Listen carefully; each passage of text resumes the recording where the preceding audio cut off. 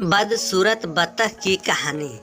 गर्मियों के दिन में शाम के समय एक बत्तख तालाब के पास वाले पेड़ के नीचे अपने अंडे देने के लिए अच्छी जगह ढूंढी थी। उसने वहाँ पर रोज एक अंडे दिया करती थी। उसने एक एक करके 6 अंडे दिए। उसके 6 अंडों में से एक अंडा सबसे बहुत अलग था, जिसे देखकर वह परेशान रहने लगी। उसने अंडों से बच्चों के बाहर आने तक का इंतजार करने लगी। नमस्कार दोस्तों, आज की कहानी बहुत महत्वपूर्ण है। आइए जानते हैं इस कहानी के माध्यम से। लेकिन उससे पहले आप पूरी सच्ची श्रद्धा से कमेंट बॉक्स में हर हर महादेव, ओम नमः शिवाय जरूर लिखें। साथ ही चैनल को सब्सक्राइब अवश्य कर ले। हे लक्ष्मी माँ, जो भी इस चैनल को सब्सक्राइब करे और इस वीडियो को लाइक करे, उसके घर में कभी भी धन की कमी ना रहे। उसका पूरा परिवार हमेशा हंसता मुस्कुराता और कुशल मंगल रहे। मित्रों, फिर एक सुबह उसके 6 अंडों में से उसके 5 नन्हे बच्चे बाहर आ गए। वह सभी बहुत सुंदर और प्यारे थे, लेकिन उसके 6ठे अंडे से अभी तक बच्चा बाहर नहीं आया था।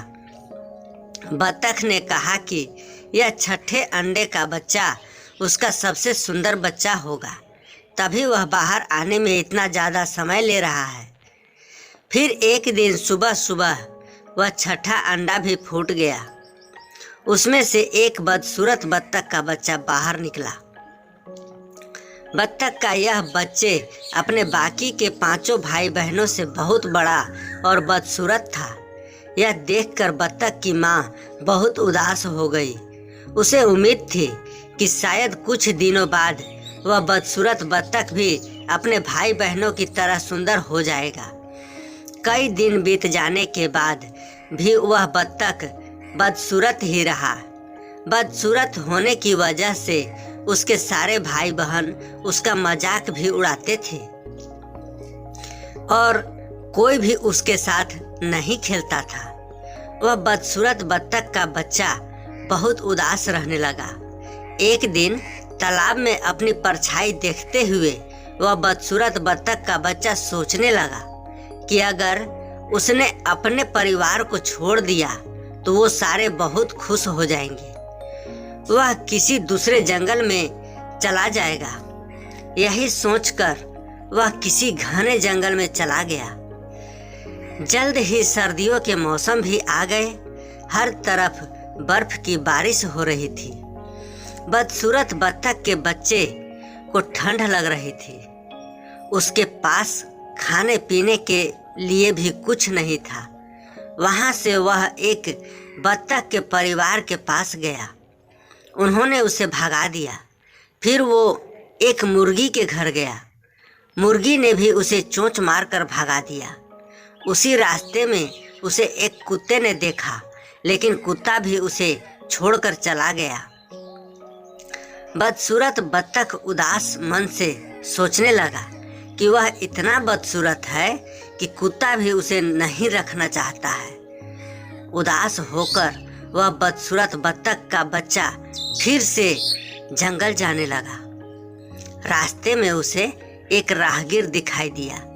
वह राहगीर उस बदसूरत बत्तख को अपने घर ले गया। वहां पर उसे एक बिल्ली परेशान करने लगी, तो वह वहां से भी भाग गया और फिर से जंगल में रहने लगा। कुछ दिनों में बसंत का मौसम आ गया। अब वह बदसूरत बत्तख भी काफी बड़ा हो गया था। एक दिन वह एक नदी के किनारे टहल रहा था। वहां पर उसने एक सुंदर हंसनी को देखा, जिससे उसे प्यार हो गया। लेकिन फिर उसे लगा कि वह एक बदसूरत बत्तख है, इसलिए उसे वह हंसनी कभी नहीं चाहेगी। शर्म से उसने अपना सिर झुका लिया।